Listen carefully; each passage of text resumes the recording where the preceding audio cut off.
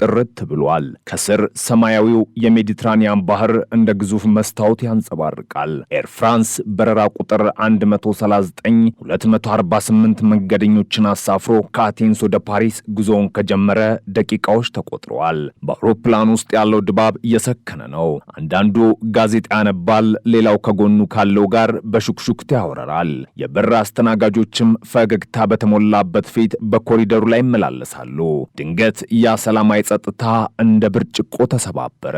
ከመቀመጫቸው ብድግ ያሉት 4 መንገደኞች የተሸከሙት የጉዞ ሻንጣ ሳይሆን የሞት መሳሪያ ነበር። ማንም እንዳይንቀሳቀስ የሚል ጩኸት የአውሮፕላኑን ግድግዳዎች አናጋው። አንድ ጀርመናዊ ሽጉጡን ወደ አብራሪው ክፍል ደቅኖ ኮሪደሩን እየሮጠ አቋረጠ። ከጎኑ አንዲት ሴት ፒኑ የተነቀለ እጅ ቦምብ ያዘች። እጇን ወደ ላይ አነጣጥራለች። 2 የፍልስጤም ነጻ አውጪ ግንባርና 2 የጀርመን አብዮታዊ ሕዋስ አባላት በቅጽበት አውሮፕላኑን በቁጥጥራቸው ስር አዋሉት። የዋና አብራሪው ሚሼል ባኮስ ግንባር ላይ ቀዝቃዛ ላብ ፈልቆ ይወርዳል። ከጀርባ የቆመው ጠላፊ የሽጉጡን ቀዝቃዛ ፈሙዝ አንገቱ ላይ አጣብቆታል። አቅጣጫ ቀይር ወደ ደቡብ የሚለው ትዕዛዝ በጆሮ ውስጥ አስተጋባ። አውሮፕላኑ ወደ አውሮፓ ከሚያደርገው የተረጋጋ በረራ ድንገት ወደ ሞት አፋፍ በተንጠለጠለ አስፈሪ ጉዞ ተለወጠ። መንገደኞች በድንጋጤ ክው ብለዋል። የሕፃናት ለቅሶ፣ የተሳፋሪዎች የፍርሃት ጮትና የጭንቀት ትንፋሽ በአየር ላይ ተቀላቀለ። በ10 ሺዎች የሚቆጠሩ ጫማዎች ከፍታ ላይ በአየር ላይ የተንጠለጠሉ የአውሮፕላን ዓለምን ጉድ ወደሚያስብል የሞትና የሕይወት ትግል ወደሚደረግበትና በወታደራዊ ታሪክ እጅግ አስደናቂ ወደሆነው ጀብዱ እያመራ ነው። የጠላፊዎቹ የመጨረሻ መድረሻ በአፍሪካ ልብ ውስጥ የምትገኝ አንዲት አየር ማረፊያ ነበረች፣ ኢንቴቤ። አውሮፕላኑ አቅጣጫውን ከሳተ በኋላ በመጀመሪያ ሊቢያ ቤንጋዚ ላይ አረፈ። ለ7 አሰቃቂ ሰዓታት መንገደኞቹ በሞቃትና አየር በሌለ አውሮፕላኑ ክፍል ውስጥ ታፍነው ቆዩ። ሴቷ ጠላፊ በእጇ ያዘችውን ቦምብ አንዴም አላስቀመጠችውም። ነዳጅ ከሞሉ በኋላ የብረት ክንፉ ዳግም ሰማዩን ሰነጠቀ። አሁን አቅጣጫው ወደ ጥልቁ አፍሪካ ኢኳቶርን አቋርጦ ወደሚገኘው የዩጋንዳ ቪክቶሪያ ሐይቅ ዳርቻም ነበር። ከ24 ሰዓታት ልብ ሰቃይ በረራ በኋላ ኤል ፍራንስ በረራ 139 የኢንቴቤ አየር ማረፊያ አሮጌው ተርሚናል ላይ መንኮራኩሩን አሳረፈ። የዩጋንዳው የሚያጣብቅና ወበቃማ አየር መንገደኞቹን ተቀበላቸው። አሁን ጠላፊዎቹ ብቻቸውን አልነበሩም። የዩጋንዳ ጦር ወታደሮች በከባድ መሳሪያ ታጅበው አየር ማረፊያውን ከበውታል። ግዙፉ የዩጋንዳ አምባገነን ፕሬዝዳንት ኢዲ አሚን ዳዳ በሜዳሊያዎች ባሸበረቀ ወታደራዊ ደንብ ልብስ ደረቱን ነፍቶ ወደ ተርሚናሉ ብቅ አለ። ራሱን እንደ ሰላም አስከባሪና አደራዳሪ አድርጎ ቢያቀርብም የሽብርተኞቹ የቅርብ አጋር መሆኑ ከመንገደኞቹ አልተሰወረም። በአሮጌው ተርሚናል ውስጥ ያለው ድባብ የሞት ጥላ ያጠላበት ነበር። መንገደኞቹ መሬት ላይ ተኮራምተው ተቀምጠዋል። ፍርሃት፣ ረሃብና ግራ መጋባት ፊታቸው ላይ ይነበባል። በድንገት ጀርመናዊ ጠላፊ ዊልፍሬድ ቦስ አንድ ሰቅጣሽ ትዕዛዝ አስተላለፈ።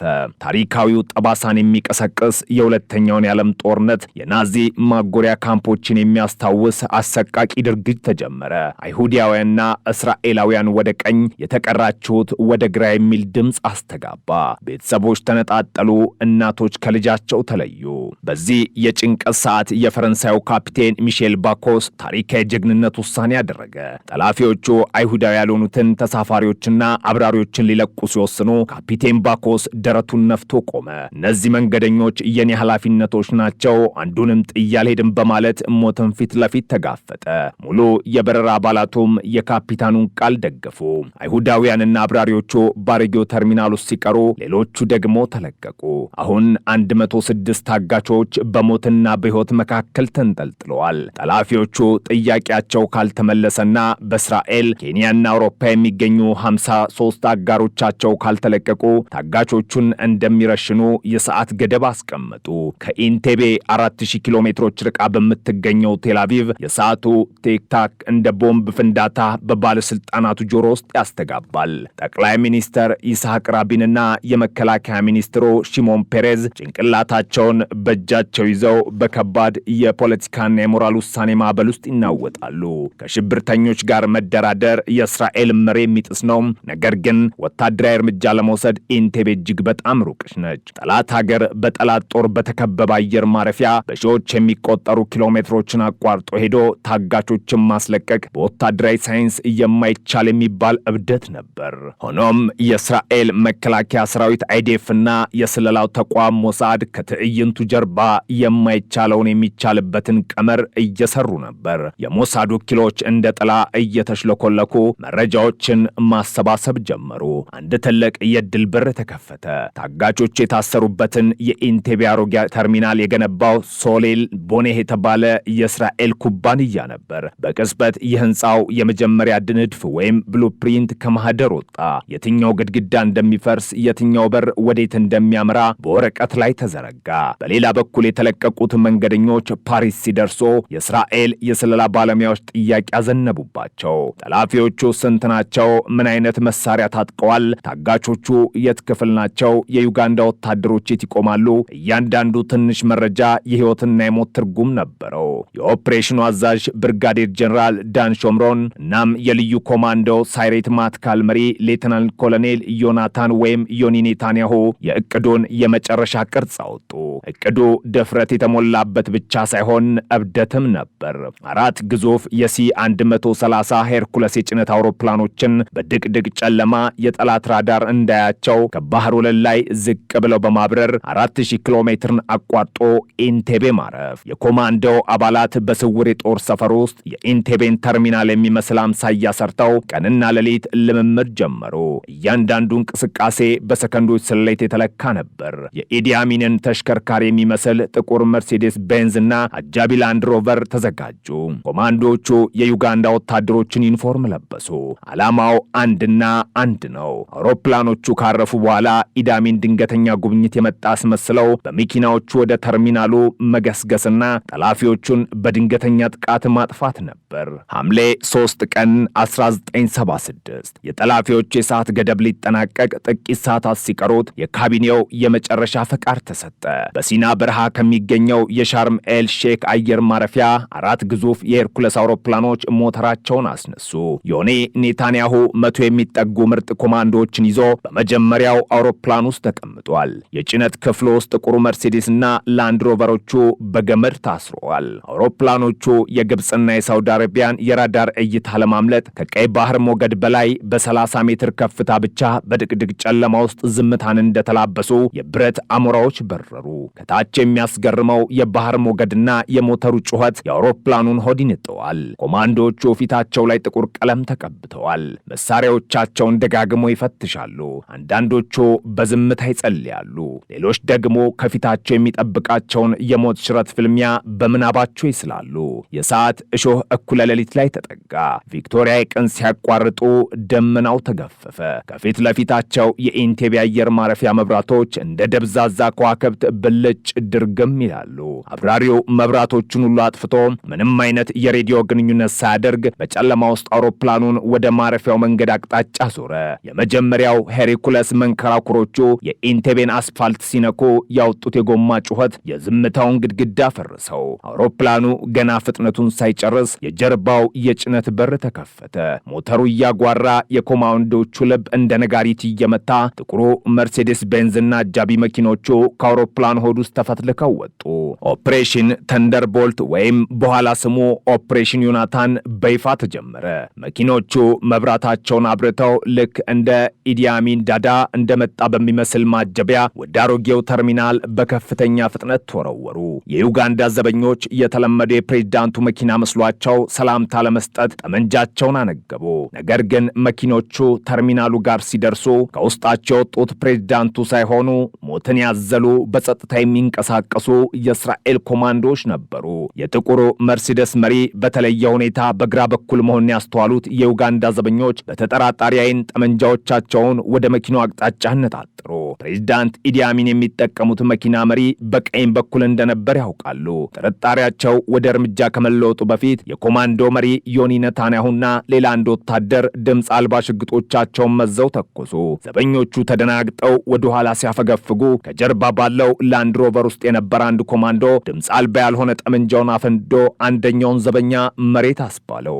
ቡም የሚለው የጠመንጃው ጩኸት የኢንቴቤን የሌሊት ጸጥታ እንደ መብረቅ ሰነጠቀው። የድብቅነቱ ስልት አበቃ። አሁን ፍልሚያው የፍጥነት የትክክለኛነትና የሞት ሽረት ጉዳይ ሆነ። ፍጠን ፍጠን የሚል ትዕዛዝ አስተጋባ። መኪኖቹ ጎማዎቻቸው አስፋልቱን እየቧጠጡ ሄደው አሮጌው ተርሚናል በራፍ ላይ በኃይል ቆሙ። የኮማንዶዎቹ በሮች ተወርውረው ተከፈቱ። የእስራኤል ልዩ ኃይሎች እንደተቆጣ የንብ መንጋ መሳሪያቸውን ደቅነው በጨለማ ውስጥ እንደሚያበራ የሞት መልአክ ወደ ተርሚናሉ በሮች ተንደረደሩ። እያንዳንዱ ሰከንድ ሕይወት ዋጋ ነበረው። ጠላፊዎቹ ታጋቾችን ለመጨፍጨፍ ከወሰኑ ሁሉንም ለማጥፋት የሚፈጅባቸው ጊዜ ከሰከንዶች አይበልጥም። በተርሚናሉ ውስጥ ታጋቾቹ በፍራሾቻቸው ላይ ተኝተው በቅዠት ዓለም ውስጥ ነበሩ። ድንገት የውጩ ተኩስ ሲሰማ አንዳንዶቹ በድንጋጤ ነቁ። ጀርመናዊ ጠላፊ ዊልፍሬድ ቦስ በዋናው አዳራሽ ውስጥ ቆሞ ነበር። የተኩስ ድምፁን ሲሰማ የክላሽንኮቭ ጠመንጃውን አንስቶ ወደ መስኮቱ ጠጋ። በዚያሽ ቅጽበት የብርጭቆ በሮች በኃይል ተሰባበሩ። ኮማንዶዎቹ በመግቢያዎቹ በኩል እንደ ጅረት ጎረፉ። መሬት ላይ ተኙ፣ መሬት ላይ ተኙ። እስራኤላውያን ነን የሚል ድምፅ በዕብራይስጥና በእንግሊዝኛ ቋንቋ በአዳራሽ ውስጥ አስተጋባ። ታጋቾቹ መሬት ላይ ሲጣበቁ፣ ጠላፊዎቹ ግን የት እንደደረሱ ለማወቅ ተደናገጡ። ዊልፍሬድ ቦስ መሳሪያውን ወደ ታጋቾች አቅጣጫ ሊያዞር ሲል የኮማንዶዎቹ ጥይት ቀደመው። በደረትና በጭንቅላቱ ላይ በተኮሱ ጥይቶች ተመቶ መሬት ላይ ተዘረረ። ሴቷ ጠላፊ የእጅ ቦምቧን ልትወረውር ስትሞክር በአንድ ኮማንዶ ትክክለኛ የቶክስ ኢላማ ግንባሯን ተመታች። ቦምቡ ሳይፈነዳ ከእጁ አምልጦ መሬት ላይ ተንከባለለ። በሌላኛው የአዳራሽ ጥግ የነበሩት ሁለት የፍልስጤም ጠላፊዎችም በተመሳሳይ የሰከንድ ዕድሜ ውስጥ የኮማንዶዎች ኢላማ ሆነው ተረሸኑ። አዳራሹ በባሩድ ጭስ፣ በጩኸትና በተሰባበረ ብርጭቆ ተሞላ። የሞት ነጋሪት በሚጎሰምበት በዚህ ትርምስ ውስጥ በሚያሳዝን ሁኔታ ሁለት ታጋቾች የኮማንዶቹን ትዕዛዝ ባለመስማት ከመሬት በመነሳታቸው ጠላፊዎቹን መስለው ስለታዩ በስተት ተገደሉ። በውስጥ ይህ የሞትና የሕይወት ፍልሚያ ሲካሄድ፣ በውጭ በኩል ደግሞ ሌላ ጦርነት ተከፍቶ ነበር። በአየር ማረፊያው የቁጥጥር ማማ ላይ የነበሩት የኡጋንዳ ወታደሮች ወደ ተርሚናሉ በሚያመሩት ኮማንዶዎች ላይ ከባድ ተኩስ ከፈቱ። ይህ የጥይት ላንቃ በሌሊት ጨለማ ውስጥ እንደ እሳት ብልጭታ ይወረወራል። ዮኒ ኔታንያሁ ጦሩን ከፊት እየመራ ወታደሮች ወደ ተርሚናሉ እንዲገቡ እያዘዘ ባለበት ቅጽበት ድንገት አንድ አረመኔ ጥይት ከማማሎ ተተኩሶ መጣ። ዮኒ ደረቱን ተመቶ ወደ መሬት ተዘረረ። የኮማንዶ መሪ የኦፕሬሽኑ ልብና ነፍስ በደም ተነከረ። ከጎን የነበሩት ወታደሮቹ እየተኮሱ ከለላ በመስጠት መሪያቸውን ጎትተው ከጥይቱ አውሎ ንፋስ ሊያወጡት ሞከሩ። የዮኒ መውደቅ ለኮማንዶቹ የልብ ስብራት ቢሆንም ኦፕሬሽኑ ግን ለሰከንድ አልቆመም። መሪዎቻቸው በዓይናቸው ፊት እያጡ እንኳን የተቀበሉትን ተልዕኮ ከግብ ለማድረስ ወደፊት ገሰገሱ። ይህ በእንዲህ እንዳለም ሌሎች የሄርኩለስ አውሮፕላኖች አንድ ባንድ አየር ማረፊያውን እየረገጡ ነበር። ከውስጣቸው የወጡት ተጨማሪ ኮማንዶዎችና የታጠቁ ተሽከርካሪዎች አየር ማረፊያውን ሙሉ በሙሉ በቁጥጥራቸው ስር አዋሉት። የዩጋንዳው ጦር ማጠናከሪያ እንዳያመጣ መንገዶችን ዘጉ። ከዚያም ወደፊት ሊመጣ የሚችለውን አደጋ አስቀድሞ በማሰብ አንድ አስገራሚ ወታደራዊ ስልት ፈጸሙ። በእስራኤል አውሮፕላኖች ላይ ክትትልና ጥቃት እንዲያደርሱ በአየር ማረፊያው ቆም የነበሩትን 11 የዩጋንዳ አየር ኃይል ሚግ 17ና ሚግ 21 የጦር አውሮፕላኖቹን በቦምብ አጋይተው አመድ አደረጓቸው። የፈነዱት አውሮፕላኖች እሳት የኢንቴቤን ሰማይ እንደ ቀን አበራው። የኢዲያሚን ኩራት በደቂቃዎች ውስጥ ወደ ፍርስራሽነት ተቀየረ። በተርሚናል ውስጥ የነበረው ጦርነት በ15 ደቂቃዎች ውስጥ ብቻ ተጠናቀቀ። ሁሉም ጠላፊዎች ተገድለዋል። የዩጋንዳ ወታደሮች ተበታትነዋል ወይንም አልቀዋል። አሁንም ትልቁ ፈተና ታጋቾቹን በፍጥነት ወደ አውሮፕላኖቹ ማስገባት ነበር። ቶሎ በሉ ወደ ውጭ ውጡ። ኮማንዶቹ ታጋቾቹን እየመሩ ወደ የጠበቁት የሄርኩለስ አውሮፕላኖች አቅጣጫ አሯሯጣቸው።